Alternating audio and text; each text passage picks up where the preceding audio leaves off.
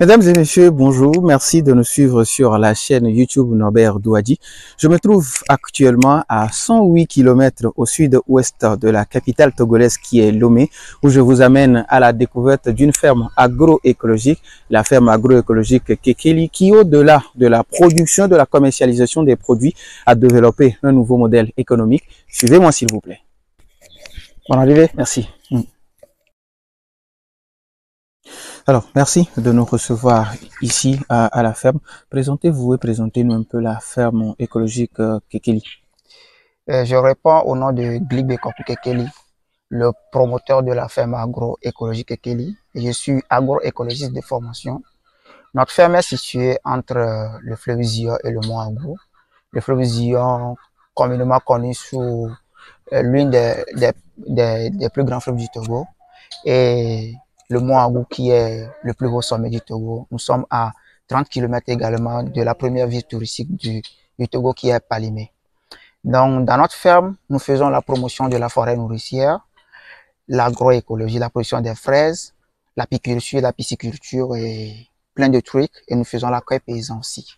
Alors, dans votre présentation, vous avez parlé de la forêt nourricière qui est un thème nouveau dans le domaine de l'agriculture.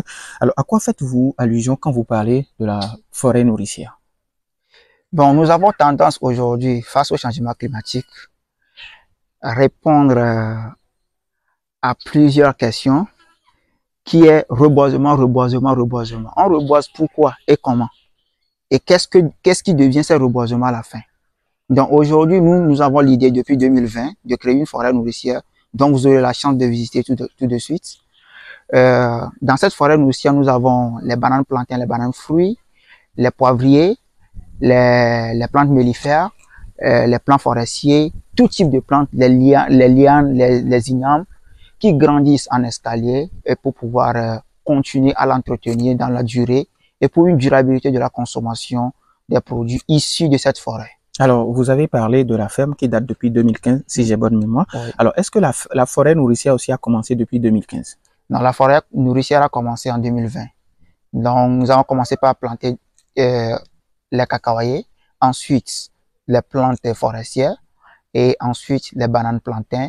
Et il y a des tarots, il y a plein de trucs qu'on va retrouver tout de suite dans la forêt nourricière. Alors aujourd'hui, est-ce que quand on parle de ferme, on parle de fermier, on parle d'agriculteur, est-ce que ça nourrit son homme?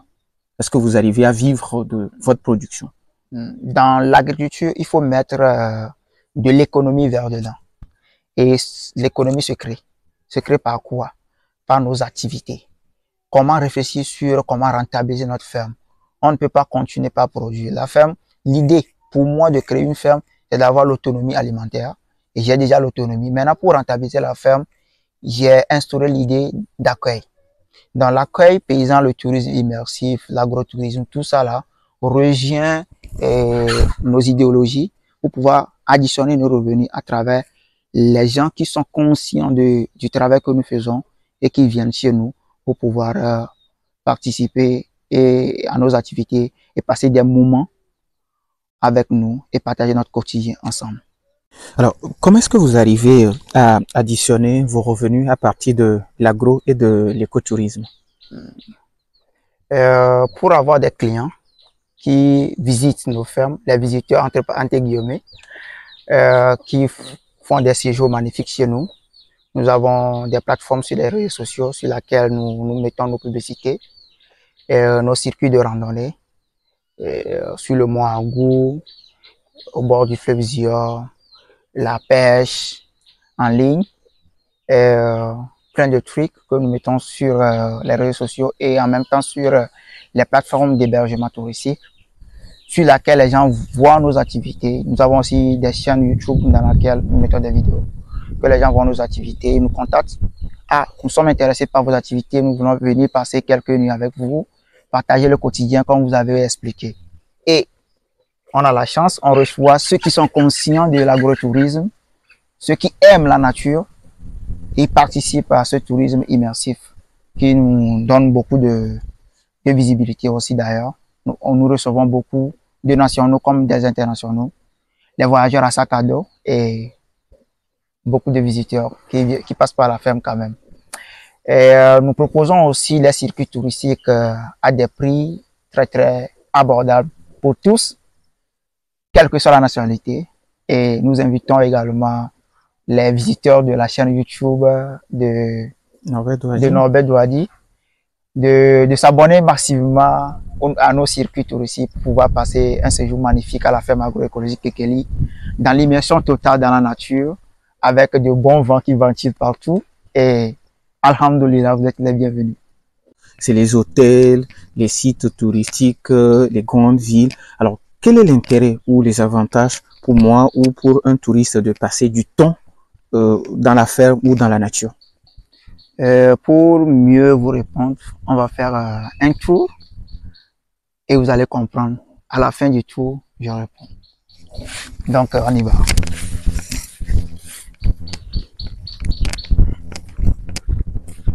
Alors,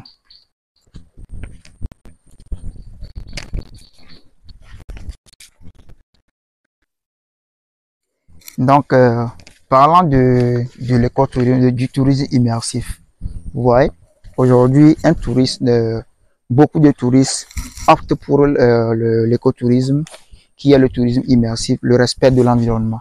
Il met beaucoup l'accent sur le respect de l'environnement. Donc, si un touriste doit voyager avec l'avion, polluer l'air et aller encore dormir dans les hôtels qui sont des infrastructures qui sont axées sur la destruction, la dégradation de l'environnement, il préfère aller dormir dans une ferme, partager le quotidien avec le paysan, travailler un peu la terre avec lui, participer à ses activités, voir la plantation, tout ce qu'ils font et s'imprégner de tout ce qu'ils font dans la ferme. C'est beaucoup plus intéressant. Alors, pour toi qui pose la question, depuis qu'on a quitté jusqu'ici, comment vous vous sentez par rapport à la balade si vous étiez touriste? Bon, en fait, c'est apaisant parce que c'est sous l'ombre, c'est sous les arbres, donc c'est très apaisant. C'est ça, cette forme de tourisme, de bien-être que nous proposons aux visiteurs qui veulent participer à nos activités à la ferme. Il y a le sport, les trampolines que vous pouvez faire, quelques minutes de trampoline pour vous dégraisser, pour ceux qui sont entre guillemets ont un peu de ventre. Donc faire du trampoline, faire du sport, et marcher, il y a le vélo aussi, il y a plein de trucs qu'on fait ici. Mais il y a également le bien-être spirituel. Oui, le bien-être spirituel aussi. C'est un cadre qui permet à ceux qui sont fans du yoga pour faire le Yogin Team, faire de la méditation le matin, le soir, comme ils veulent. Il y a également le fleuve Zio à côté pour la natation. Donc c'est un tout de sport qui contribue au développement de la ferme et du milieu, parce qu'on n'est pas fermé sur nous. Et parlant de tourisme immersif, tourisme durable, de tout ce que nous faisons, la continuité. Après avoir reçu les paiements modestes que nous avons, il y a une partie qui est investie dans des projets sociaux dans le village, le reboisement, l'éducation à la nature avec les enfants. Qui nous servent pour la production et la natation. Il y a des poissons aussi dedans. Donc voilà. Donc on peut faire la pêche ici? Oui, bien sûr. Et nous avons planté ces mélinas en 2020 pour protéger la berge.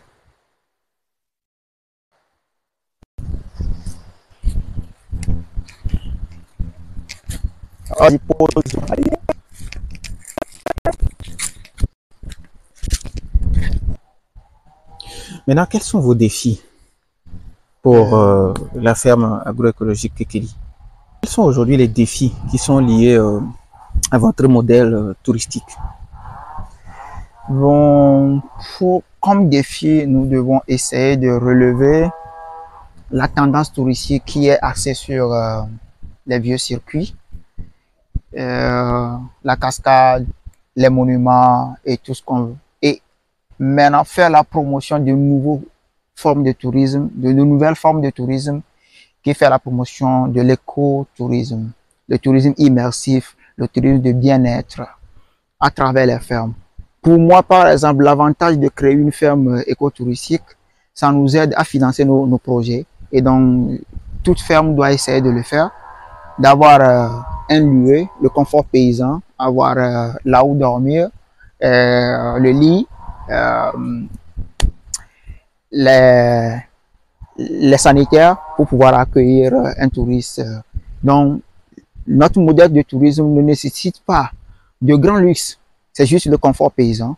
Donc, j'exhorte toutes les fermes, toutes les paysans qui ont des fermes professionnelles pédagogiques d'instaurer cette forme de tourisme dans leur activité pour pouvoir additionner les revenus de leur ferme et financer les activités de la ferme. Parce que pour avoir accès au financement aujourd'hui, c'est difficile, mais avec ce modèle de ferme, de promotion de ferme, on a la possibilité de s'autofinancer. Que un propriétaire de ferme agroécologique comme vous veut adopter votre modèle de tourisme, est-ce qu'on peut vous faire appel? Avec plaisir, on est là dans le partage. Et c'est d'ailleurs l'éthique de l'agroécologie, le partage de connaissances entre paysans, entre promoteurs de fermes. Donc, nous sommes à bras ouverts, la campagne à bras ouverts pour accueillir toute proposition d'installation de ce modèle de ferme pilote chez eux.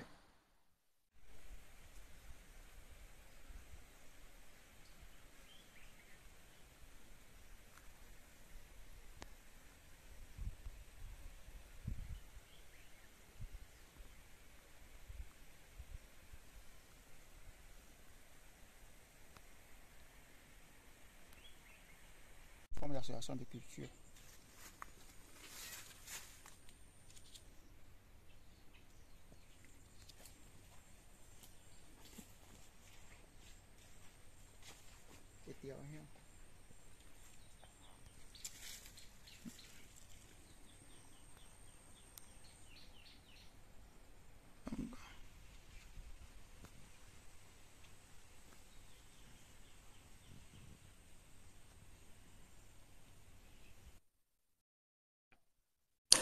Merci d'avoir été des nôtres. Ça fait du bien de passer une journée tout entière à la ferme agroécologique Kikili. Vous aussi, vous pouvez, si vous voulez, venir passer du temps ici, prendre attache avec la nature.